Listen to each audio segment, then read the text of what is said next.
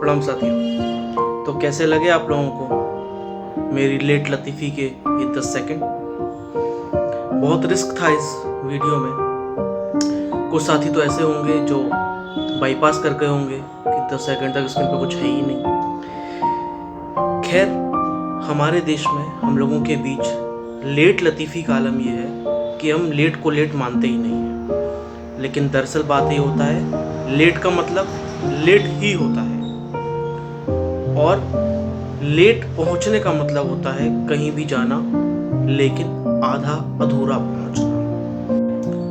किस्सा कुछ इस प्रकार का है कि ब्रिटेन के प्रधानमंत्री चर्चिल का मंत्रिमंडल था।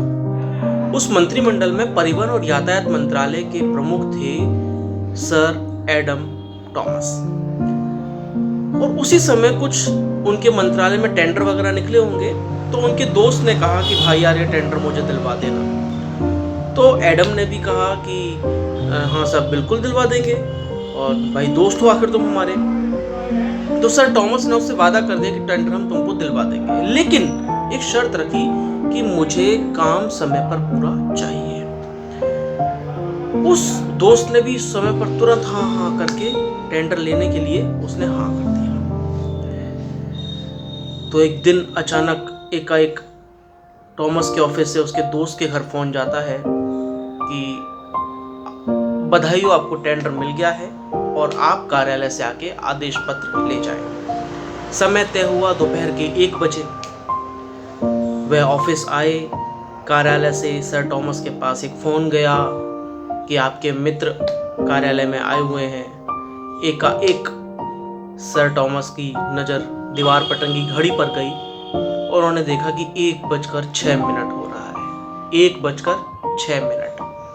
और उन्होंने तुरंत ही उस फोन पर अपने प्रतिनिधि से बोला कि उनसे कह दो कि उनका ऑर्डर कैंसिल कर दिया गया है, वे घर लौट सकते हैं। जैसे ही ये बात सर टॉमस के प्रतिनिधि ने उनके दोस्त को बताई, वो बौखला गया, वो बेचैन हो गया। उसने तुरंत वहां से फोन करके बात किया। तो सर एडवर्ड टॉमस ने कहा कि देखो मित्र, तुम जब आज ही लेट हो, आदेश पत्र लेने आने में लेट हो, तो निश्चित तौर पर तुम काम भी विलंब से ही करोगे। इसलिए ये अब आदेश पत्र मैं आपको नहीं दे सकता और आपसे मैं क्षमा प्रार्थी हूँ। तो दोस्तों, जब हम इस तरीके की लेट लतीफ़ी करते हैं, तो वो लेट लतीफ़ी उस समय उस कार्य के लिए नहीं की गई होती है, बल्कि वो लेट लतीफ़ी आपके अपनी विश्वसनीयता, आपके व्यक्तिगत प्रभाव को कम करती है, आपकी विश्वसनीयता को कम करती है, आपके ओहदे को, आपके रुतबे को, आपकी व्यक्तिगत पहचान को वो कम करती है।